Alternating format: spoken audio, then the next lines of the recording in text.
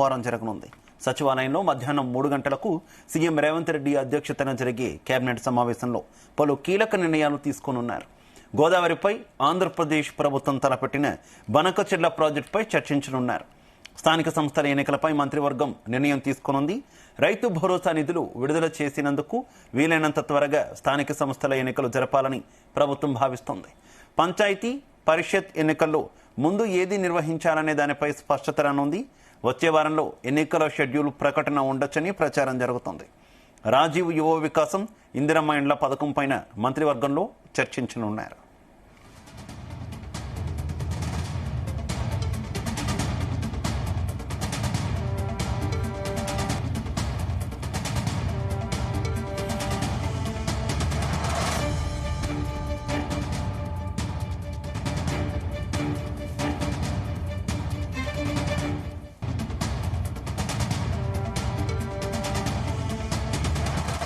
తెలంగాణ మంత్రివర్గ సమావేశం సోమవారం జరగనుంది. సచివాలయంలో మధ్యాహ్నం 3 గంటలకు సీఎం రేవంత్ రెడ్డి అధ్యక్షతన జరిగే కేబినెట్ సమావేశంలో పలు కీలక నిర్ణయాలు తీసుకోనున్నారు. గోదావరిపై ఆంధ్రప్రదేశ్ ప్రభుత్వం తలపెట్టిన బనకచెర్ల ప్రాజెక్టుపై చర్చించనున్నారు. స్థానిక సంస్థల ఎన్నికలపై కూడా మంత్రివర్గం నిర్ణయం తీసుకోనున్నట్టు తెలుస్తుంది. ఇదే విషయానికి సంబంధించి మరింత సమాచారం మా బ్యూరో చీఫ్ నరేందర్ అందిస్తారు. నరేందర్. రేపు కేబినెట్ సమావేశం సచివాలయంలో మధ్యాహ్నం 3 గంటలకు జరగబోతోంది.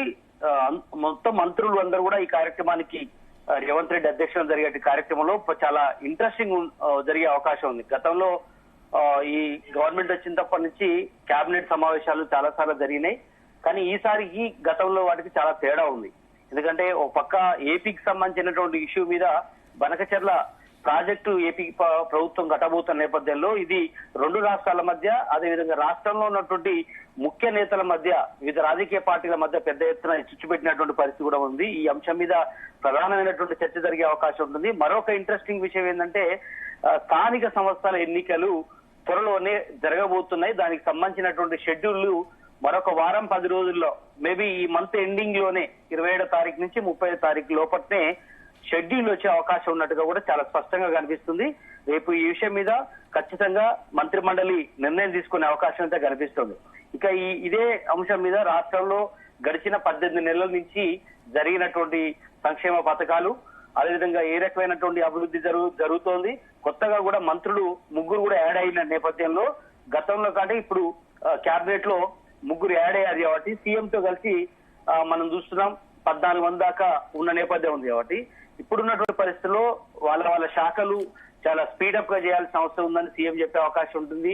ఎందుకంటే స్పెషల్ చీఫ్ సెక్రటరీలు, అదేవిధంగా సెక్రటరీలు, అదేవిధంగా ప్రిన్సిపల్ సెక్రటరీలు అందరూ కూడా ఈ దీంట్లో ఇన్వాల్వ్ అయి ఉంటారు కాబట్టి, మంత్రులు కూడా ఉంటారు కాబట్టి ఖచ్చితంగా ఈ స్థానిక సంస్థల ఎలక్షన్సే ప్రధానమైనటువంటి ఎజెండాతో కూడా దాదాపు ఎక్కువ సమయం దాని మీద మాట్లాడే అవకాశం కనిపిస్తుంది. ఎందుకంటే మనం చూస్తున్నాం గడిచిన వారం రోజుల నుంచి కూడా రైతు భరోసాకు సంబంధించినటువంటి నిధులు రైతుల అకౌంట్ లో పడుతున్నటువంటి పరిస్థితి కూడా మనం చూసాం. ఈ ప్రభుత్వం వచ్చినప్పటి నుంచి 1-2 సార్లు ఇచ్చినప్పటికీ కూడా ఈసారి మనం చూస్తున్నాం ఇప్పటికే ఈ రోజు వరకు దాదాపు 9 ఎకరాల వరకు ఉన్నటువంటి వాళ్ళందరికీ కూడా 7,700 కోట్ల రూపాయల దాకా పడినటువంటి పరిస్థితి మనం చూసాం. ఇది రికార్డు స్థాయిలో ఈ రాష్ట్ర ప్రభుత్వం వేస్తున్నట్టుగా ప్రభుత్వం కూడా ఒప్పుకుంటుంది. వేగంగా వారి ఖాతాల్లో వేస్తున్నటువంటి పరిస్థితి కూడా మనం చూసాం. ఎందుకంటే రైతు నేస్తం సంబంధించి ఈ నెల 16వ తేదీ నాడు స్టార్ట్ అయినటువంటి ఆ నిర్ణయం అనుసారంగా ఇప్పటివరకు 9 ఎకరాల లోపు అందరూ కూడా ఇచ్చినటువంటి నేపథ్యం ఉంది కనుక ఈ విషయంలో జనాల్లోకి ఏ రకంగా ప్రభుత్వం తీసుకెళ్లాల్సిన అవసరం ఉంది. అదేవిధంగా పంట వేసిన వాళ్ళందరికీ కూడా వేస్తామని కూడా ఒక స్పష్టమైనటువంటి సంకేతాలు ఇచ్చిన నేపథ్యంలో దీన్ని బేస్ చేసుకొని రానున్నటువంటి స్థానిక సంస్థల్లో అది ఏ రకమైనటువంటిది కావచ్చు. స్థానిక సంస్థ ముందు సర్పంచ్ ఎన్నికలు పెడతారా, లేదా ఎంపీటీసీ ఎన్నికలు నిర్వహిస్తారా, మున్సిపల్ ఎన్నికలు, ఇవన్నీ కూడా ఫేజ్డ్ మేనర్ లో జరిగే అవకాశం ఉంది. అంటే వారం 10-15 రోజుల గ్యాప్ ఇచ్చేసి ఒక నెల 2 నెలల్లోనే మొత్తం కూడా కంప్లీట్ చేసే అవకాశం. ఎందుకంటే వర్షాలు ఇంకా స్టార్ట్ కాలేదు కనుక ఈ జూన్ ఎండింగ్ లో ఉన్నాం కాబట్టి జూలై ఫస్ట్ వీక్ నుంచి జూలై ఎండింగ్ వరకు మొత్తం ఎలక్షన్స్ కంప్లీట్ చేయాలనేటువంటి ఆలోచన ఉంది. లేదంటే ఆగస్టు ఫస్ట్ వీక్ వరకైనా మొత్తం అయిపోయే అవకాశం అయితే కనిపిస్తుంది. కనుక సర్పంచ్ ఎన్నికలు ముందు పెట్టాలా, ఎంపీటీసీ జెడ్పీటీసీ ఎన్నికలు పెట్టాలా దాని మీద ఉంది. ఎందుకంటే సర్పంచ్ ఎన్నికలు పెడితే కేంద్ర ప్రభుత్వం నుంచి నిధులు వచ్చే అవకాశం ఉంటుంది. 1,000 కోట్ల రూపాయలు కేంద్ర ప్రభుత్వం ఉదారంగా సహాయం చేసే అవకాశం ఉంటుంది. ఎందుకంటే సర్పంచ్ ఎన్నికలు నిర్వహించకపోతే వాళ్ళు ఇవ్వడానికి ఆస్కారం ఉండదు. ఎందుకంటే గ్రామాల అభివృద్ధి చెందాలన్నా సర్పంచ్ల పాలన లేకపోతే ఇవ్వడానికి కుదరదు. ఎందుకంటే పారిశుద్ధ్యం సంబంధించి కావచ్చు, అక్కడ నాలాల సంబంధించినటువంటి విషయాలు కావచ్చు, లేదా చెత్త తీసుకుపోవడం కావచ్చు, ట్రాక్టర్లకు సంబంధించి కావచ్చు, ఇట్లా ఏ అంశమైనా కూడా సెంట్రల్ నుంచి రిలీజ్ చేసే అవకాశం ఉంటుంది. కనుక ఎవరి ఇయర్ రిలీజ్ చేసే అవకాశం ఉంటుంది. అంటే సర్పంచ్ ఎన్నికలు జరిగిపోయి చాలా కాలం అయింది. ఇప్పుడు అంతా కార్యదర్శులు నిర్వహిస్తున్నారు, ఎంపీటీసీల కాలం అయిపోయింది, అదేవిధంగా జెడ్పీటీసీల కాలం అయిపోయింది. కనుక త్వరితగతిన ఈ స్థానిక సంస్థల ఎన్నికలు నిర్వహించాలన్నటువంటి ఆలోచనతో ఈ రాష్ట్ర ప్రభుత్వం సీరియస్ గా ఉంది. ఒక పక్క సర్పంచ్ ఎన్నికలు నిర్వహించడం, అదేవిధంగా ఈ 3 దఫాలుగా జరిగేటువంటి ఏదైతే స్థానిక సంస్థలు ఉంటుందో ఎంపీటీసీ, జెడ్పీటీసీ సంబంధించిన ఇవన్నీ కూడా, కనుక అవన్నీ కూడా త్వరితగతిన పూర్తి చేసేందుకు ఈ కేబినెట్ లో నిర్ణయాలు తీసుకునే అవకాశం అయితే ఉంటుంది. ఇక మరొక ఇంట్రెస్టింగ్ విషయం ఏంటంటే ఇందిరమ్మ ఇండ్లు రాజీవ్ యువ వికాసం సంబంధించి మనం చూసాం. రాజీవ్ యువ వికాసం సంబంధించి ఇప్పటికే 1,00,000 మంది నుంచి చాలా మంది నిరుద్యోగులు ఉన్నారు రాష్ట్రంలో. వాళ్ళందరూ కూడా 10th క్లాస్ నుంచి డిగ్రీ వరకు చదువుకొని పీజీలు చేసిన వాళ్ళందరూ ఉన్నారు. కొంతమంది ప్రభుత్వ ఉద్యోగులు కాని వాళ్ళు, సెటిల్ కాని వాళ్ళందరూ కూడా అప్లై చేసుకున్నారు సొంతంగా ఏదైనా వ్యాపారం పెట్టుకోవడం కోసం అని. వాళ్ళందరూ 50,000 నుంచి 4 లక్షల వరకు అప్లై చేసుకొని ఉన్నారు. కానీ వాళ్ళకి ఇంతవరకు ఎవరికి కూడా డబ్బులు రిలీజ్ కాని పరిస్థితి మనం చూస్తున్నాం. సో వీళ్ళందరికీ ఎప్పుడు ఇవ్వాలి? ఎందుకంటే ఎలక్షన్ కోడ్ రాబోతోంది కనుక వీళ్ళని ఏ ప్రతిపదిలో వాళ్ళ ముందు తీసుకెళ్లాలన్నటువంటి ఆలోచన ఎప్పుడు ఇస్తామని స్పష్టమైన ప్రకటన చేసే అవకాశం కూడా ఈ కేబినెట్ లో చర్చించే అవకాశం అయితే ఉంటుంది. అదే విధంగా ఇందిరమ్మ ఇళ్లకు సంబంధించి ఇందిరమ్మ ఇళ్లది కూడా 5 లక్షలు ఇస్తామని చెప్పింది. ఖాళీ జాగలు ఉన్న వాళ్ళందరికీ ఇల్లు కట్టిస్తామని చెప్తోంది. కొంతమందికి నిరుపేదలైతే ఖాళీ జాగా లేకపోయినా కూడా డబుల్ బెడ్రూమ్లు అపార్ట్మెంట్ల వారిగా కట్టించాలన్నటువంటి ఆలోచన కూడా రాష్ట్ర ప్రభుత్వం చేస్తోంది. కనుక వీటన్నిటి మీద కూడా ఈ కేబినెట్ లో చర్చ జరిగే అవకాశం ఉంది.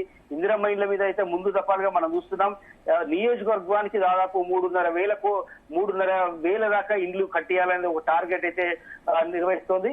కనుక 5 లక్షల వరకు ఇస్తున్నటువంటి నేపథ్యంలో కేవలం మండలానికి ఒకే ఊరికి మాత్రమే ప్రజెంట్ డబ్బులు శాంక్షన్ అవుతున్నాయి, వాళ్ళు మాత్రమే కట్టుకుంటున్నారు. కానీ మిగతా వీళ్ళందరూ కూడా మిగతా గ్రామాలందరూ కూడా ఎదురు చూస్తున్నారు. ఇంత లిస్ట్ కూడా పెట్టలేదు. ఆ లిస్ట్ ఎప్పుడు పెడతారు? స్థానిక సంస్థల ఎన్నికలు రాబోతున్నాయి. ఇలాంటి టైంలో లిస్టు పెట్టకపోతే ఎట్లా పెద్ద ఎత్తున ఒకవేళ లిస్టు పెడితే రాని వాళ్ళందరూ కూడా యాంటీ అయ్యే అవకాశం ఉంటుంది శివ. అందుకని వీళ్ళన్నిటి కూడా రాజకీయంగా దాన్ని ప్లేస్ అయ్యే అవకాశం చూసుకున్నారు. ఎందుకంటే గతంలో కంటే ఈసారి రైతు భరోసా నిధులు అత్యధిక మందికి రైతులకు అకౌంట్లో పడిపోతున్నాయి. కనుక ఇలాంటి పరిస్థితుల్లో అది లేని ఇష్యూ పెట్టుకోవడం కంటే స్థానిక సంస్థల ఎన్నికల తర్వాత పెట్టుకోవాలా ఏందని కూడా రేపు కేబినెట్ లో జరిగే అవకాశం అయితే కనిపిస్తుంది. బట్ చూడాలి. అయితే నరేందర్, ముఖ్యంగా బనకచర్లకు సంబంధించి ఏదైనా ఒక కీలకమైనటువంటి డెసిషన్ ఈ కేబినెట్ భేటీలో తీసుకునేటటువంటి అవకాశం ఉందా? ఉంటే అది ఏ రకంగా ఉండే అవకాశం ఉందనుకోవాలి? ఎస్, మనం చూసాం మొన్న 2 days పలువురు మంత్రులతో పాటు సీఎం రేవంత్ రెడ్డి కూడా కేంద్ర మంత్రులను కలిసి వచ్చారు. దీని మీద ఎలాంటి సొల్యూషన్ కేంద్ర ప్రభుత్వం తీసుకోబోతుంది, మీరేం సొల్యూషన్ మాకు రాష్ట్రానికి అన్యాయం జరగకుండా చేస్తారన్న దాని మీద ఒక ప్రామిస్ కోసం వాళ్ళు వెళ్ళినటువంటి పరిస్థితి చూసాం. ఎందుకంటే ఆంధ్రప్రదేశ్ గవర్నమెంట్ చాలా స్పీడప్ గా కట్టబోతుంది. ఎందుకంటే గోదావరి బేసిన్ లో కింద అడుగునటువంటి ఏరియా, ఆంధ్రప్రదేశ్ కింద ఉన్నటువంటి ఆ ఏరియాలో బనకచెర్లను కట్టబోతున్న నేపథ్యంలో చాలా స్పీడప్ గా అన్ని అనుమతులు కూడా ఒక్కొక్కటి తీసుకున్న నేపథ్యం. ఎందుకంటే అక్కడ అలియన్స్ లో ఉంది, టీడీపీ జనసేన అలియన్స్ లో బీజేపీ ఉంది కాబట్టి కేంద్రం నుంచి ఈజీగా అన్ని అనుమతులు వస్తున్నాయన్నటువంటి ఆలోచన ఉంది. కనుక వాళ్ళు ప్రాజెక్ట్ ను అడ్డుకొని తీరాలనేది తెలంగాణ గవర్నమెంట్ చాలా సీరియస్ గా తీసుకుంటుంది. ఇప్పటికే రేవంత్ రెడ్డి కూడా ఢిల్లీలో మాట్లాడారు, హైదరాబాద్ లో మాట్లాడారు. మేము బనకచెర్లకు పూర్తిగా వ్యతిరేకం కాదు, కానీ గోదావరి బేసిన్ మీద 1000 టీఎంసీల నీళ్లు, కృష్ణా బేసిన్ లో 500 పైగా టీఎంసీల నీళ్లు మార్చిస్తే తర్వాత మీరు ఏమైనా వాడుకోండి అని కూడా రేవంత్ రెడ్డి చెప్పినటువంటి ఉదాంతాన్ని మనం గుర్తు చేసుకోవాలి. అయితే దీని మీద పెద్ద ఎత్తున అటు బీఆర్ఎస్ పార్టీ గారు మిగతా వాళ్ళు ఆరోపణ చేస్తున్నటువంటి పరిస్థితి కూడా ఉంది రేవంత్ రెడ్డి మీద. బట్ ఈ అన్ని అంశాల మీద సీఎం స్పష్టంగా చెప్పారు, అవసరమైతే నీ చంద్రబాబుని నీయే స్వాగతిస్తాను, ఇద్దరం కలిసి కూర్చొని మాట్లాడుకుంటాం. ఎందుకంటే ఇది పెద్ద ఘట్ట పంచాయతీ కాదు.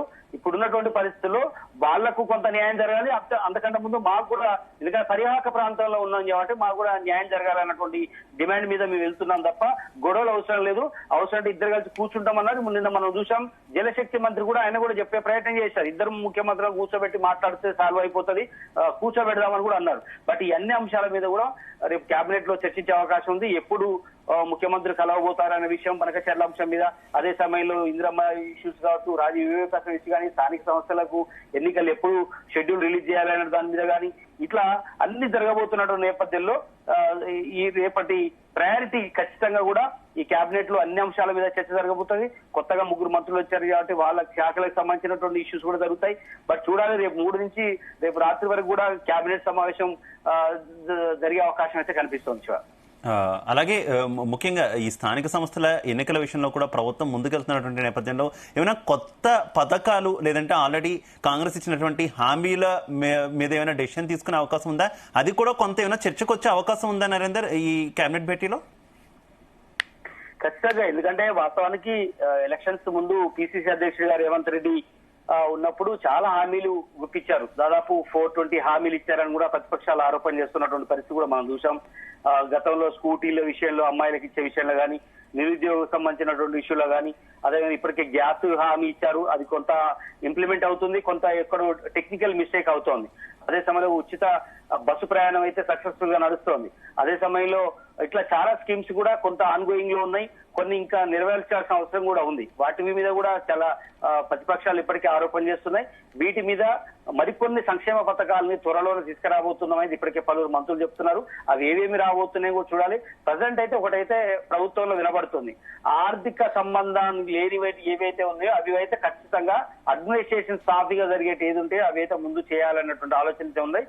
ఆర్థికానికి సంబంధించినటువంటి ఉన్నాయి వాటి మాత్రం స్టెప్ బై స్టెప్ చేసుకుంటూ వెళ్ళాలి అన్నటువంటి ఆలోచన అయితే చేస్తూ వస్తున్నారు.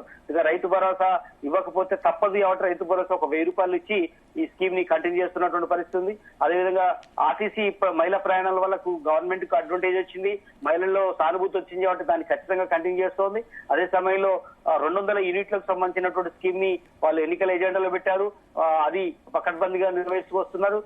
ఇక గ్యాస్ కి సంబంధించి కొంత డిస్టర్బెన్స్ ఉన్నప్పటికీ కూడా అది కూడా చేసుకుంటున్న నేపథ్యంలో మరికొన్ని స్కీమ్లకు సంబంధించి విద్యార్థులకు అమౌంట్ ఇచ్చే విషయంలో కానీ, అదేవిధంగా కొన్ని స్కీమ్స్ కూడా రాబోతున్నట్టుగా మనకు తెలుస్తుంది. ఇవన్నీ కూడా ఈ రేపు కేబినెట్ లో ఏమైనా చర్చ జరిగే అవకాశం అయితే కనిపిస్తుంది. కొత్త వాటి జోలికి పోకుండా ఉన్న వాటిని పకడ్బందీగా చేస్తే మంచి పేరు వస్తుంది అనేటువంటి చర్చ కూడా జరగబోతుంది. కొన్ని ప్రాజెక్టు సంబంధించి మూసీ రివర్ సంబంధించినటువంటి దాని మీద కొంత అప్డేట్ వచ్చే అవకాశం ఉంటుంది. అదేవిధంగా హైడ్రాకు సంబంధించినటువంటి విషయంలో గతంలో నెగిటివ్ వచ్చినప్పటికీ కూడా ఇప్పుడు మళ్ళీ పాజిటివ్ టర్న్ తీసుకున్నటువంటి పరిస్థితి ఉంది. రంగనాథ్ చాలా ఏరియాలో నిజంగానే ఎఫెక్ట్ అయ్యేటువంటి ఏరియాలకు వెళ్ళి కూడా అది చేస్తున్నటువంటి పరిస్థితి చూస్తున్నాం. బట్ మొత్తానికైతే కొత్త స్కీములు పెద్దగా పోకుండా ఉన్న స్కీములు మంచిగా పకడ్బందీగా చేయాలి అన్నటువంటి ఆలోచనతోనే ఎక్కువ ముందుకెళ్తున్నట్టు తెలుస్తోంది Shiva. Right, okay, thanks for the updates Narender.